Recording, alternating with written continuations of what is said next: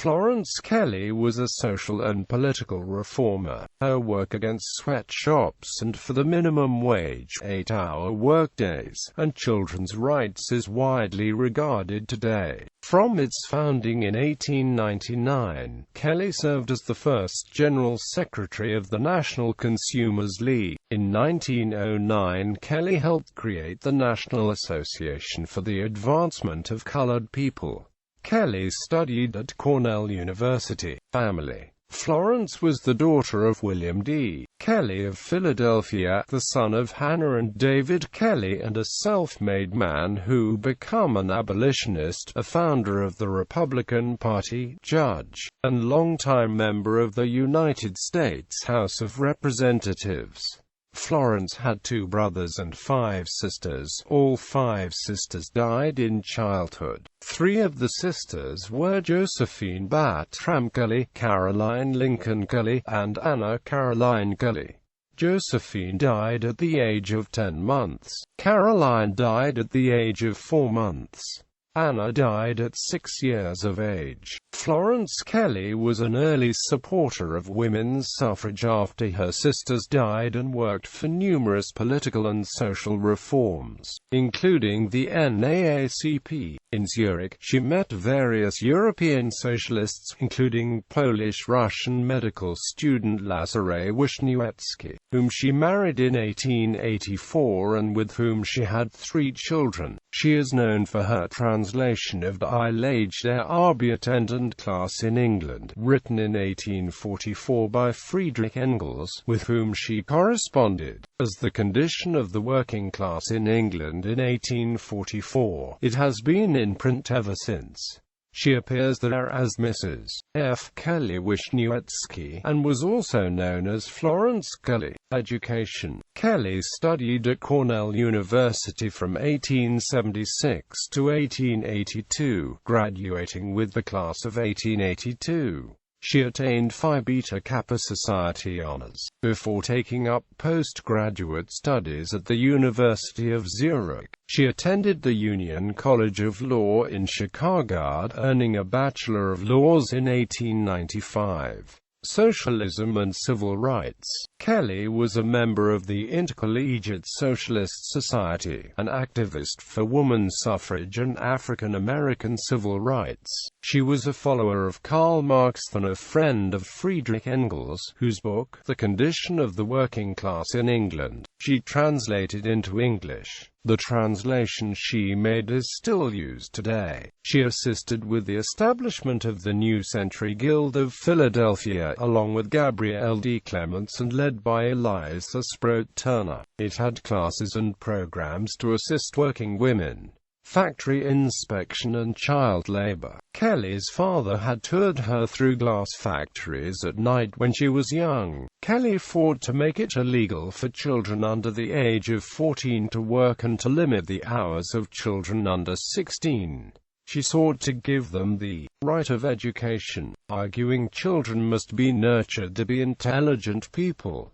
From 1891 through 1899, Kelley lived at the Hull House settlement in Chicago. In 1893, she became the first woman to hold statewide office when Governor Peter Altgeld appointed her to the post of Chief Factory Inspector for the state of Illinois, a newly created position and unheard of for a woman. Hull House resident Altzina Stevens served as one of Kelley's assistant factory inspectors. In the course of her Hull House work, she befriended Frank Allen Fetter when he was asked by the University of Chicago to conduct a study of Chicago neighborhoods. At Fetter's motion, she was made a member of Cornell's Irving Literary Society as an alumna when he joined the Cornell faculty. Kelley was known for her firmness and fierce energy. Hull House founder Jane Addams's nephew called Kelley the toughest customer in the Reform riot, the finest rough-and-tumble fighter for the good life for others that Hull House ever knew. differing viewpoints. The NAACP. In 1913, she studied the federal patterns of distribution of funds for education. She noticed a lot of inequitable distributions for white schools as opposed to black schools. This launched her to create the Sterling Discrimination Bill, which was an attack against the Sterling-Towner Bill. This bill proposed a federal sanction of $2.98 per capita for teachers of colored children and $10.32 per capita children at white schools in 15 schools in the South and Washington, D.C. The NAACP held the position that this would perpetuate the continual discrimination and neglect of the public schools for the colored. She and W.E.B. Du Bois disagreed on how to attack this bill. She wanted to add the language that guaranteed equitable distribution of funding regardless of race. W.E.B. Du Bois believed that there should be a clause added specific to race, because it would require the federal government to enforce that the schools for the colored would be treated fairly. Kelley believed that if they added anything about race to the bill, it would not pass through Congress. She wanted to get the bill passed and then change the language. So when the bill was passed, it called for equal distribution to the schools to be handled by the states based on population. The issue remained on whether or not the states would distribute the money equally. Florence Kelley disagreed with the NAACP and W.E.B. Du Bois on other issues as well.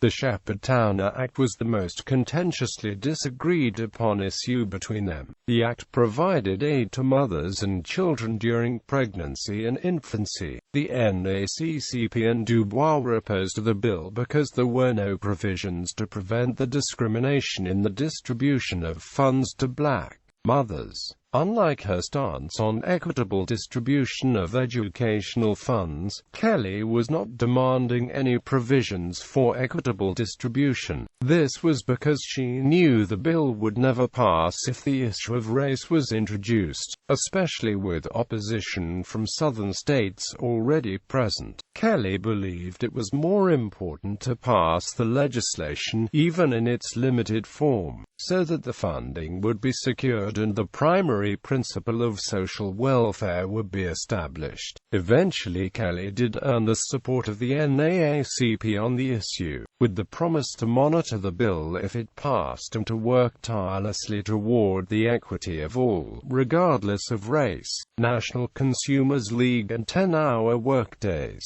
From 1899 through 1926, she lived at the Henry Street Settlement House in New York City. Further, she founded the National Consumers League, which was strongly anti-sweatshop. She worked hard to establish a workday limited to 8 hours. In 1907 she threw her influence into the Supreme Court case Muller v. Oregon, which sought to overturn limits to the hours female workers could work in non-hazardous professions. Kelley helped file the famous Brandeis Brief, which included sociological and medical evidence of the hazards of working long hours, and set the precedent of the Supreme Court's recognition of sociological evidence, which was used to great effect later in the case Brown v. Board of Education. In 1909, Kelley helped create the National Association for the Advancement of Colored People, and thereafter became a friend and ally of W.E.B. Du Bois. She also worked to help the child labor laws and the working conditions. In 1917 she again filed briefs in a Supreme Court case for an 8-hour workday, this time for workers in any mill, factory or manufacturing establishment, in the case Bunting v. Oregon. Kelley died in the Germantown section of Philadelphia on February 17, 1932. She is buried at Philadelphia's Laurel Hill Cemetery. Publications. The Responsibility of the Consumer. New York City, National Child Labor Committee, 1908. The Present Status of Minimum Wage Legislation. New York City, National Consumers League, 1913. Modern industry, in relation to the family, health, education, morality. New York, Longmans, Green 1914. Women in Industry, the 8 Hours Day and Rest at Night, upheld by the United States Supreme Court. New York, National Consumers League 1916. 20 Questions about the federal amendment proposed by the National Woman's Party. New York, National Consumers League 1922. Historiography. Amico, Eleanor B. ed. Reader's Guide to Women's Studies. Primary sources: Sklar, Catherine Kish, and Beverly Wilson Palmer, eds. The Selected Letters of Florence Kelley, 1869–1931. LXII, 575 pp.